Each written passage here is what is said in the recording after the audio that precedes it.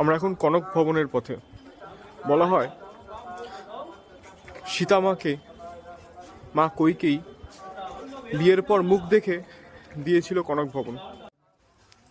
রামপথ থেকে ডান দিকে গিয়ে বিভীষণ কুণ্ড, ওই বিভীষণ কুণ্ড অবধি টোটো বা অটো যাচ্ছে, তারপর হেঁটে কনক ভবন ঢোকার পথ। রাস্তার বাইরে সিংহদুয়ার দিয়ে ঢুকে প্রথমে একটি প্রাঙ্গণ পড়বে, তারপর সিঁড়ি দিয়ে উঠে অন্তর প্রাঙ্গণ।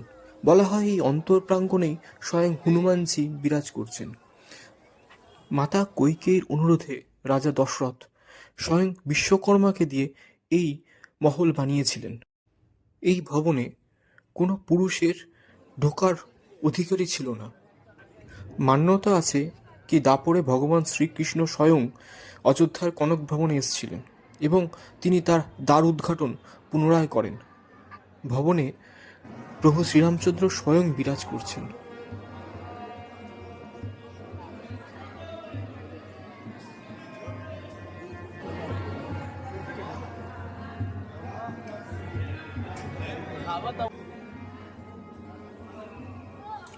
অযোধ্যার সমস্ত পর্ব পরপর আসছে।